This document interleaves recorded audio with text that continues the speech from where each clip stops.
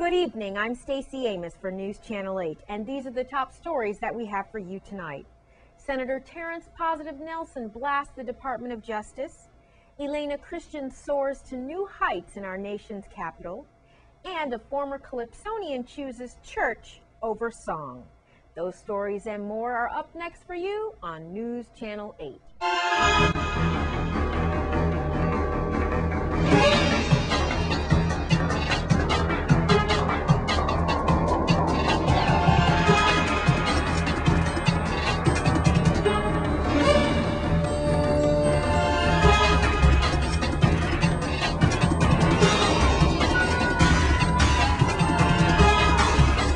In our top story tonight, Senator Positive Nelson talked to News Channel 8's Wes Small about the situation with the medical examiner. It seems like history repeats itself. Senator Positive Nelson, he's been on the airwaves recently talking about a major disrespect. It's bad enough that this has been a bloody month of May with violence and murders all over our territory. But then for the families that we know so well and so close, not to be able to put their children or their loved ones at rest.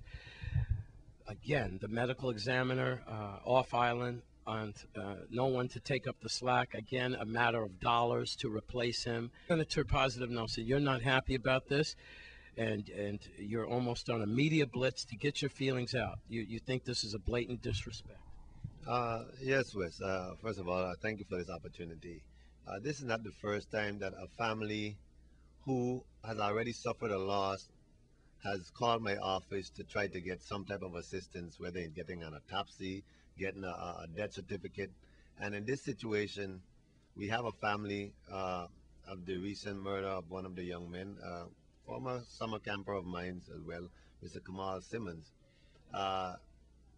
They're trying to put the loved one to rest.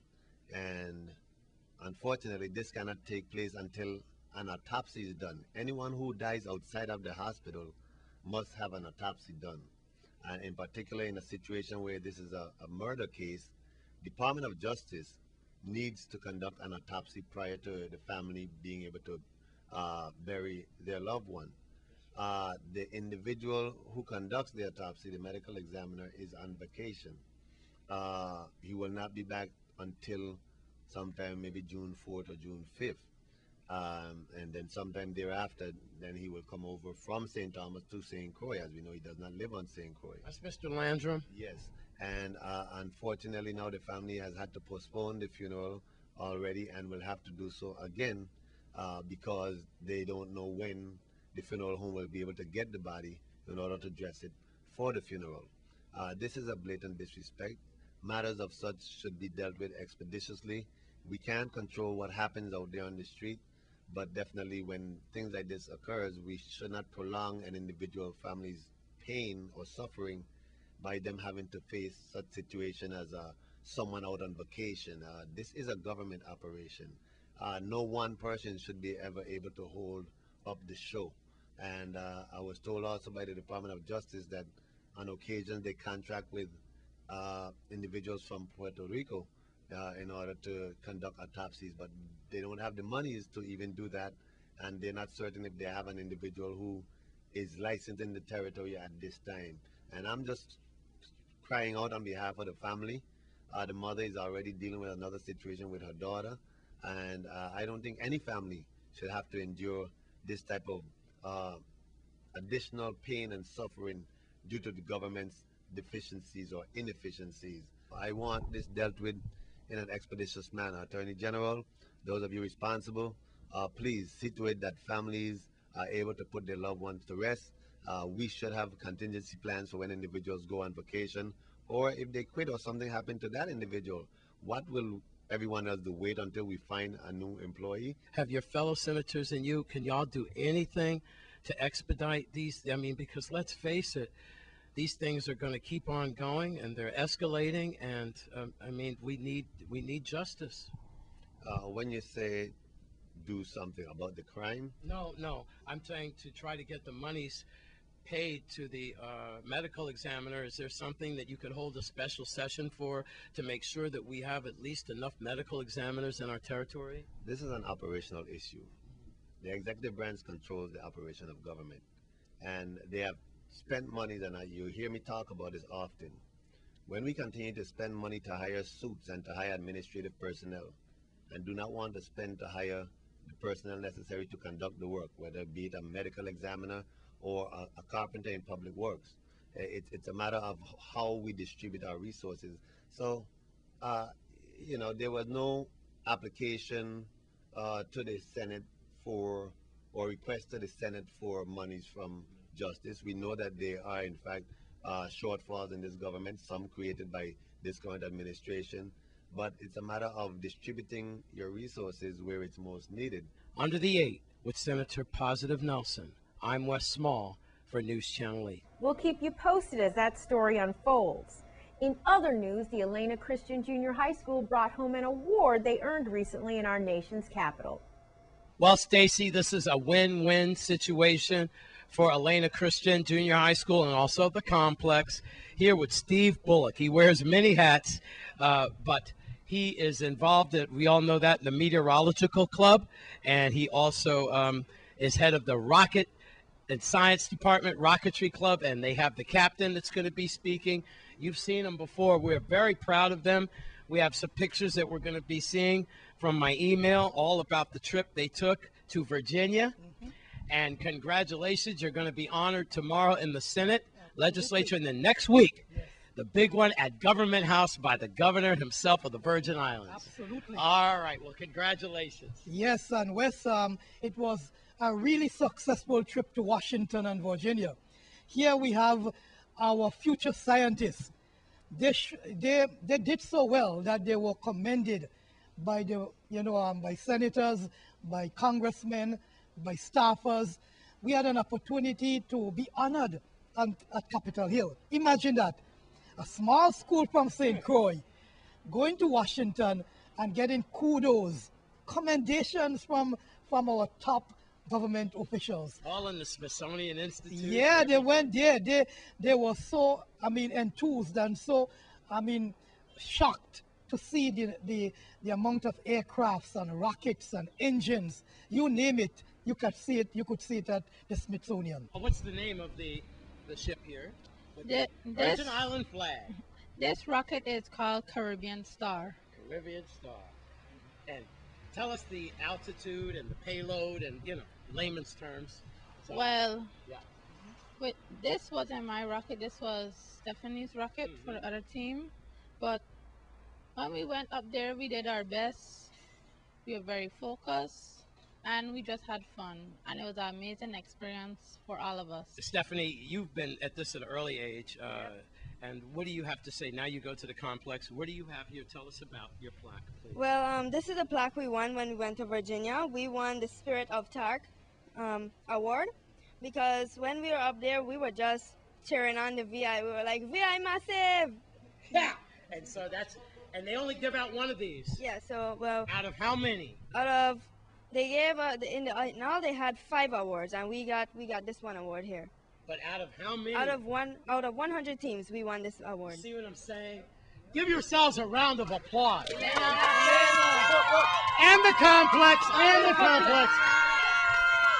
All right, Stacey, back to you for News Channel 8. And all of us here congratulate them on their efforts.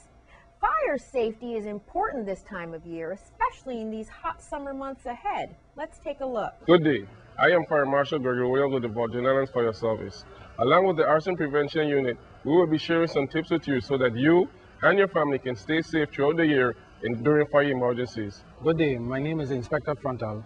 Today I'm going to be talking to you about using a generator in a safe manner. When using a generator, make sure it's in a well-ventilated area and not inside your house. When refueling, make sure the generator is in an off position. Wait at least 10 to 15 minutes before refueling. Make sure you use the proper container when you're refueling.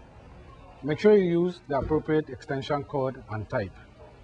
Hi, my name is Deputy Inspector McIntosh from the Fire Service. I'm here to give you a little bit of safety tips in your kitchen. If you're cooking and your pot catches fire, there's always a lid. Just take and cover your pot. If it's an electric stove, always know where your breakers are so you can go to the breaker and turn it off. If it's a gas stove, you make sure you go outside, you turn your gas tank off, and call 911. Make sure when you're cooking that you have short sleeve, not long sleeve. And if you're in a kitchen area where there's a window, make sure your curtains is not over your stove. Good day, I'm Fire Inspector Soto, and I'm here today to cover the maintenance and proper use of the fire extinguisher. An extinguisher is a very important tool that everyone should have in their home. It saves life and property. I recommend that you have at least one 5-pound ABC multi-purpose fire extinguisher for each floor of your house. It's important that you familiarize yourself with your extinguisher. When a fire occurs, it's too late to figure it out. It's a good idea to do a monthly visual inspection of your fire extinguisher, and every 3 years it should be serviced by the professional. During the visual inspection, we are looking for the following. Check the gauge to make sure that the yellow needle is pointing in the 12 o'clock position. It needs to stay within the green area. Check the nozzle to make sure there's no object inside of it. Check the exterior for any dents or any corrosion. Make sure that the seal for the pin is in place. Now I'm going into the proper procedure on how to use your fire extinguisher. Pause. We will pull the pin, aim at the base of the fire, squeeze and sweep from side to side. And keeping in mind that we need to keep a distance of at least 6 to 8 feet from the fire.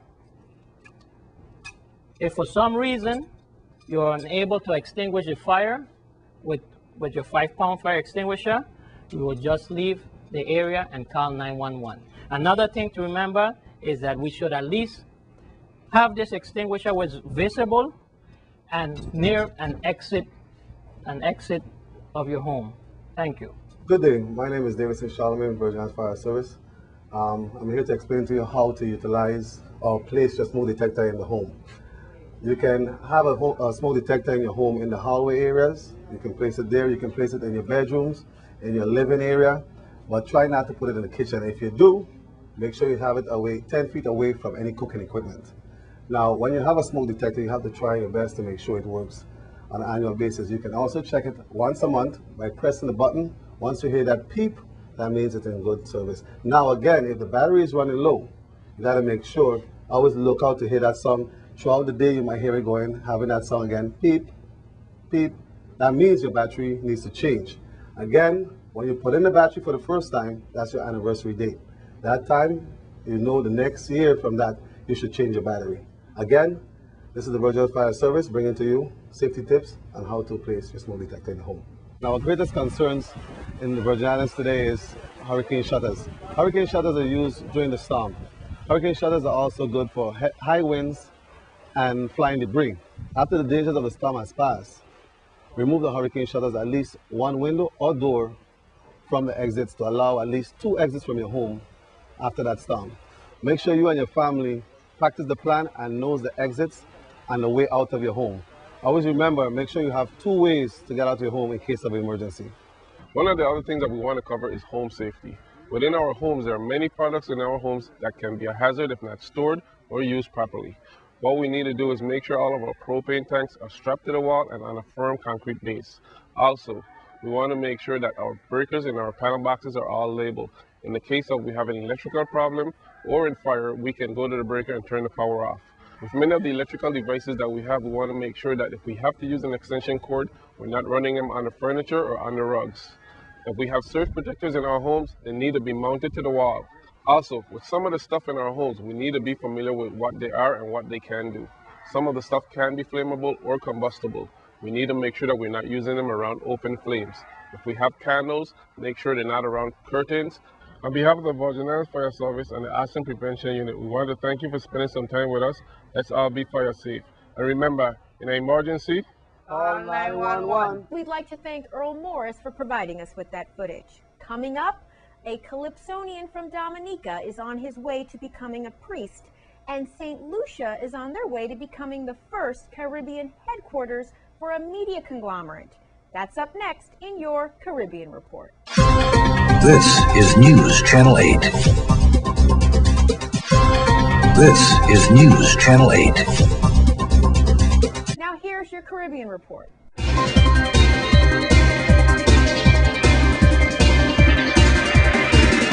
From the Caribbean region, the documentary Forward Home will be screened at the CTO's Diaspora Forum in New York City. The film showcases the experiences of those who straddle the dual worlds of their Caribbean homelands and the global cities where they travel or live. And also in the Caribbean region, conditions in the atmosphere and the ocean favor a near-normal hurricane season, according to the NOAA's Hurricane Research Division. From Antigua, due to ongoing lobbying efforts, tourism officials have announced the return of Royal Caribbean's Jewel of the Seas, which replaces Serenade of the Seas that pulled out last year. In Dominica, former Calypsonian Branker John was ordained as a Roman Catholic deacon at a ceremony held at the St. Peter Church this past Sunday afternoon. John is well known by his Calypsonian name De Breaks and was crowned Calypso Monarch in 1997 and 1999. He left the island in 2000 to begin his religious journey in the U.S. and will be ordained as a priest at a later date. From the Dominican Republic in San Francisco de Macorís, conservationists are establishing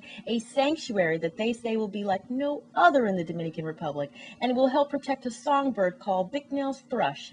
The bird migrates each year from the northeastern United States and southern Canada. Additionally, today is an important day in history for the Dominican people, who mark today, May 30th, as a day of freedom and the 51st anniversary of the execution of dictator Rafael Trujillo. From Jamaica, more than 500 Digicel and Usain Bolt fans have been selected from across the Caribbean, Central America, and beyond to star in an advertising campaign with the world's fastest man, thanks to Digicel's Run to London Facebook competition. From Montserrat, phase 1 of a project to survey the interests of diaspora nationals to invest in Montserrat has been completed. The government of Montserrat initiated the project as an initial step in assessing the development of a new town and port in Little Bay and Cars Bay. Survey results are expected to be submitted in early June. In St. Lucia, the U.S. State Department has painted a grim picture of human rights in St. Lucia in a report just released, where it states that St. Lucia's most serious human rights problems include unlawful police killings, abuse of suspects and prisoners by the police, and long delays in trials and sentencing.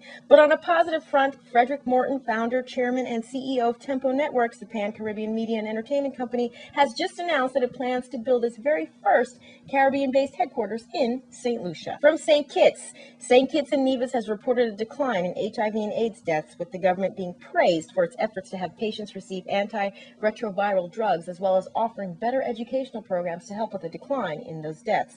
Prime Minister Dr. Denzel Douglas has said that mandatory testing of HIV and AIDS is a human rights issue. And in your cricket update, the name West Indies used to send chills down the spine in the old days. The scorching pace of the Caribbean fast bowlers was intimidating to many India bowlers, but not anymore. India's A team has just wrapped up its 3-day camp feeling very confident, and they've made it clear they have no discomfort playing the West Indies when they start June 2nd. Also, a strained West Indies batsman Chris Gayle has not ruled out making himself available for the third test of the West Indies' ill-fated tour of England, but says a meeting with the WICB this Sunday will take priority.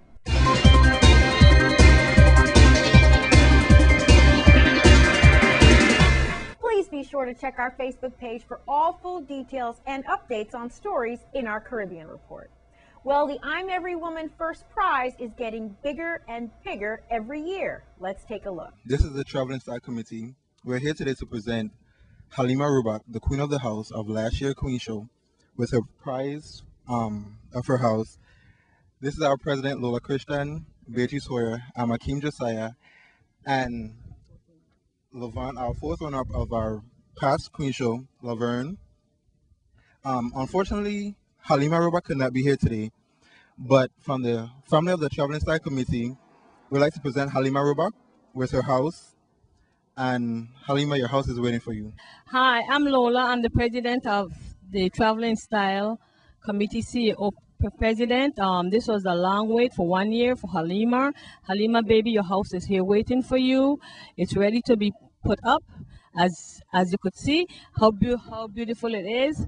I know that you can't make it here, but whenever you could, your house will be right here waiting on you, my dear. We'd like to thank Earl Morris for providing us with that footage. Up next, get ready for some Quelbe. This newscast has been sponsored by Mario's Virgin Crystal. Let us save you the hassle of lugging those jugs around. Purified bottled water conveniently delivered to your home or office. Also available in your favorite grocery store. Call 773-2810. This is News Channel 8. This is News Channel 8. for some quail bay.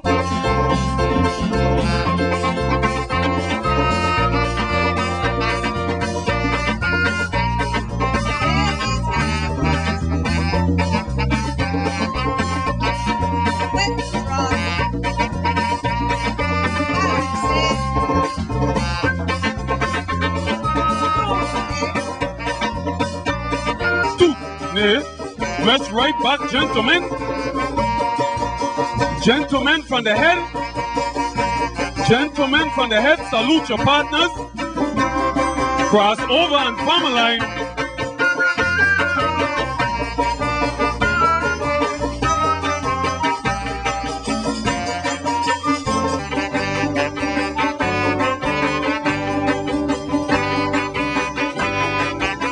Salute your partners. Dress right back and form a circle. Promenade right, walk away. Two, go round.